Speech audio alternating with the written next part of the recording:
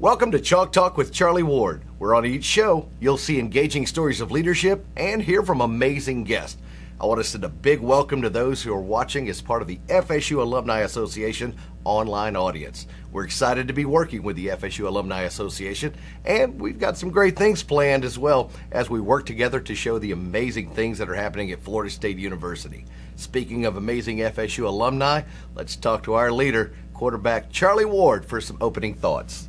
Charlie, how do you feel about this great association with our Alumni Association? Well, of course, I'm excited because I am an alumni. And yes. So I get an opportunity to share my thoughts and what we're talking about here, our guests, as well with all of the alumni across the country. And I think this is going to be integral in the development of the show. They're going to be sharing it with all the alumni around the country and around the world.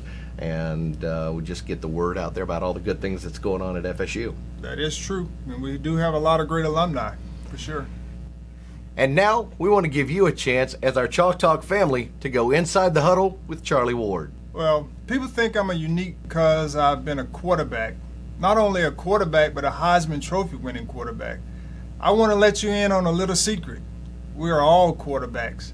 Now you have the opportunity to choose to be the quarterback of your own life, whether you're in college, high school, or the real world. A good QB is a good decision maker with the ability to make good decisions in the face of criticism. QBs are constantly criticized on the field. When we're the QB of our life, life is full of challenges, decisions, and criticism. My secret to success is what I like to call the 3 Ps. The first one is preparation, which is the process that we go through to be able to get to our goals. The second one is perseverance, which is when we all fight through adversity, we have to persevere. And the last one is patience. We have to wait sometimes for our goal to be met. And so today, we just want to focus on talking about the preparation, which is the process. Thanks a lot, Charlie. Now, we're going to be talking about preparation here on the show today. But before we do, Charlie, we've got a great guest this afternoon. Yes, we do. Today, we've been blessed to have Sharrod Everett. He's the Associate Athletic Director for Fsu Football, and he's also a former college football player. So we welcome Sharrod to the show. Thank you. Thank you guys for having me.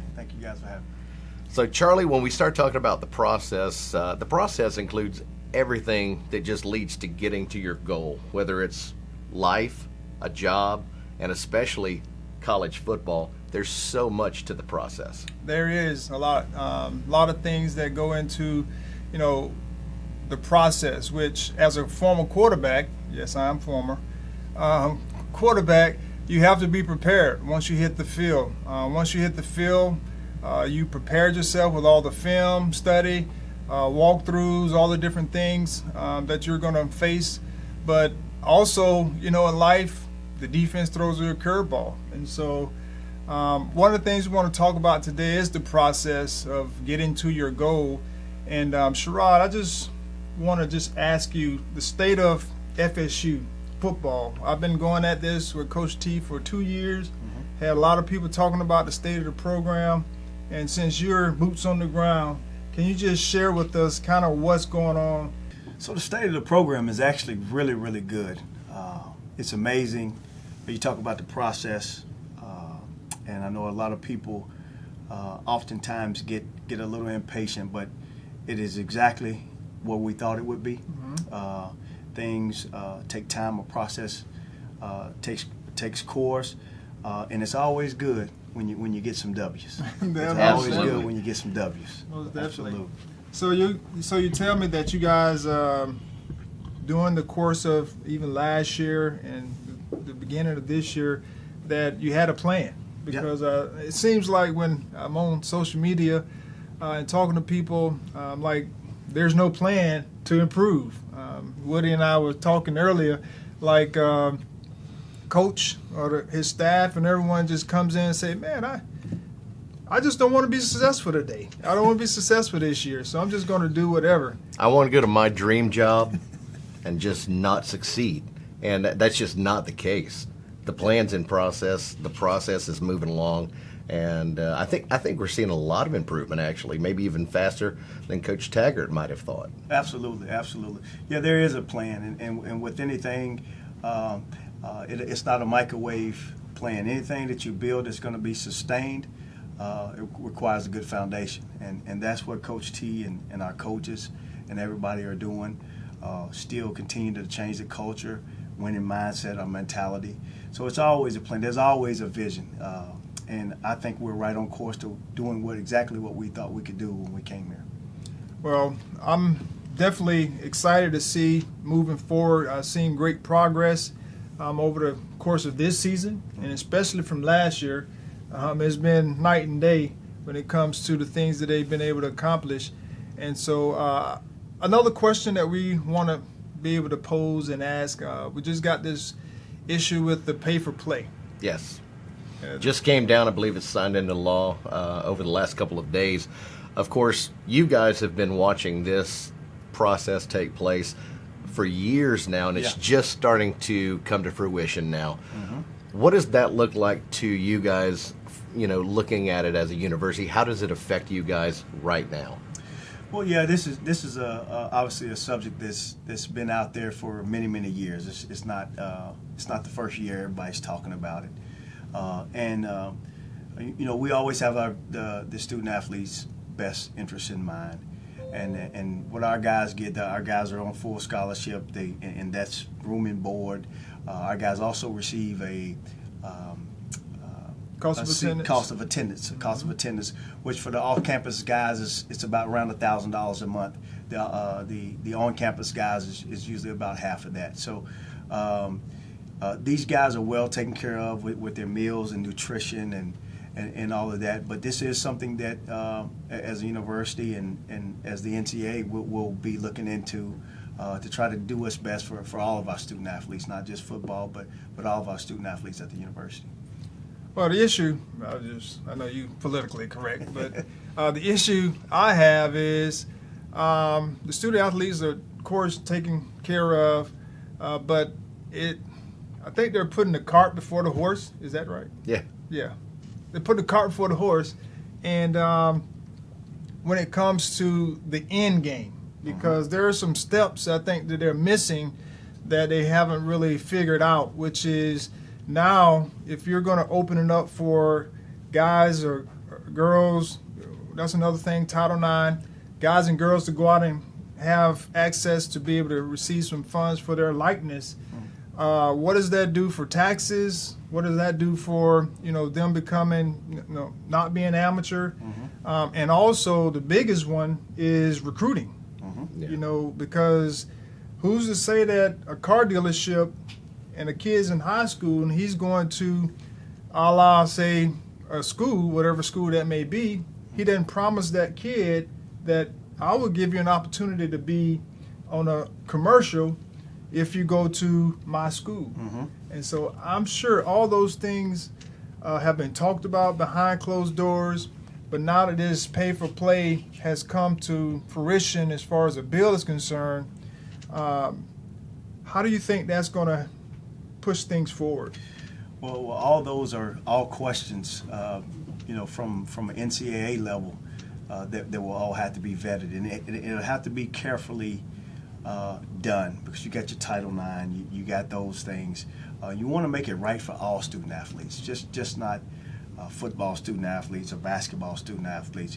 You want to make it right for everybody and put everybody in the best situation. But I think the NCAA has to look at this thing very carefully, so it's done the right way. And there are so many variables to these things. You talk about the taxes and you talk about insurances and so many things that no one's thinking about when they just say pay for play. Right. There is a process that takes course, and I tell you right now, I don't envy the NCAA's job right now. No. So you think this is a slippery slope that we're getting into right now? Yeah, I would definitely. I definitely think it has been that way. Yeah. I think that's why nothing's been done to this point, and we've been talking about this for probably 10 years or more or longer. So I think that's why a move hasn't been made, because no one really knows how to handle it, and talk about all those things that Charlie just mentioned. Yeah. Well, we're coming back in a moment, and we'll take some Twitter questions from our Chalk Talk family next. This is the Ram 2019 Ram 1500. Let me open this door. As you can see, look at there, the power running boards. You can't beat that. You got your 10-way power seat, 12-inch screen. You got your heating and cooling perforated seats, chrome-clad 20-inch wheels, best in its class. Ram truck was Motor Trend Truck of the Year. You can look and see you got your Ram boxes. What do you use the Ram boxes for? On a hot day, get your favorite beverage out. In the back of this truck, you can get a full-length plywood in the truck. You got your 7- and 4-way hookup. You got your big heavy-duty Ram tote ready to go. Look at this tailgate, easy dropping. You got 48 inches, a full 48 inches, so you can just slide you a whole sheet of plywood on there. This is factory, all factory too. This truck is second to none. I mean, there's no other truck out there like that. You got your automatic headlights, you got your leather wraparound steering wheel, you got all your instrumentation gauges right there at your hand, right there at your hand. Come on down to Tallahassee Dodge where we sell them all day long. We sell them roughly about 50 to 60 a month. We're the biggest in the Panhandle. Our first question is from Veronica Moss. She says, can we fix those late in-game penalties that cost us a touchdown? We've been able to play hard without breaking the rules, and there are too many sacks on the quarterback. Is it better to take the sacks rather than throwing the ball, which may possibly cause a turnover? How do we get better at preventing the sacks? Charlie, I think probably being a quarterback, you could address the last part of those questions very well. I will, and I have some personal history. My junior year against the University of Miami down there, we lost 16-19, and we ended up with 8 sacks. And I would say a good portion of those sacks were on me because either I was running around trying to avoid their rush and not stepping up in the pocket or just throwing the ball away. And so that was something that I take credit for. Going back to your question about our game, it's a plethora of things. The offensive line, the quarterback, and the receivers. Whenever those things do happen, either they're not getting open, the line may let someone come through, or the quarterback's not throwing on time or holding the football. So all those things are things that you can correct. Also, we saw when the blitz came, we were able to hit slants, hitches, those types of quick hitting plays, and those things were very productive for us. And as Charlie mentioned, there are a plethora of things that make a play break down. Obviously, when the quarterback's in trouble, instead of taking a sack, we would like for him to throw the ball away in some cases. But, like Charlie mentioned with the slants and the things that the choice routes with the receivers can help with that as well. Our next question comes from Theodore Keith. Do you really think the Seminoles' conditioning is average? Well, personally, I think they've gotten better, but I think that's every team. You know, at the beginning of a year, it's hard to come in game shape because in practice you practice for so long and you take a break. There's a lot of stop and start. You try to prepare for it with scrimmages and those types of things, but it's nothing like games. Just the intensity alone, and so I think they've gotten better. But I'm sure you can give us some insight on kind of what goes on a daily basis as far as conditioning is concerned. Absolutely. I think Coach O and our strength and conditioning staff are one of the best staffs in the country. And when you talk about conditioning, it's something. It's not a summer thing. It's not an off-season thing. It's something that is progressive the whole season. So I know we have things set in place in season. During practice in which we work on those things. So, like I said, I'll put Coach O and his staff up against anyone in the country. So, well, I agree. And our final question comes from Danny Boats. He says, our O-line has shown significant strides forward with Coach Clements. However, they're going to face a huge challenge versus Clemson. What can Coach Browse do scheming-wise to help out the O-line? Well, first of all, they're going to have to continue to work as one. And I think they're capable of, doing some things schematically, which means getting the ball out of the quarterback's hands quickly. That helps. But also, you got to be able to run football to be able to slow them down a little bit. We do a good job of mixing in screens. All those things help with the pass rush and keeping the defense off balance. And so, throwing bubble screens, throwing screens to the running backs, misdirection, all those types of things help with, schematically helping the offensive line with pass protection. Absolutely. And I'll say a thing that Coach T harps on and Coach Browse harps on all the time, think players instead of plays. Players, getting the ball into our playmakers' hands, the guys that can make something happen. Players, not plays. That's all of our questions from our Chalk Talk family, but here on the show, we've got a question for you, Sharrod. What goes into a typical bye week for a major Power 5 university football team? Yeah, the bye week is something we like to call improvement week. So it's not a bye week or an off week per se. We're still working. We're still improving, trying to do some things, go back and do some self-scout, seeing what we're doing well, what we're not doing so well, getting back to our fundamentals, taking a look at those things.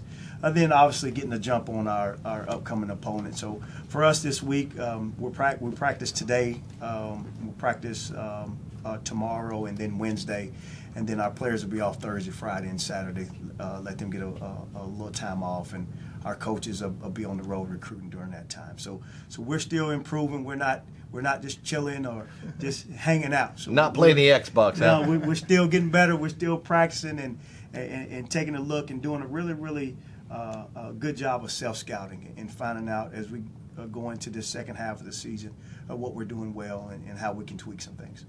So, Charlie, do you have any final thoughts for the show today? Yes, I do. I would like to thank Sharrod and also you, Woody, for your time and the time that you've given to Chalk Talk and the insight that you all have given us, and just understanding the process that it goes into meeting our goals long term. That sometimes is not overnight. It's not immediate.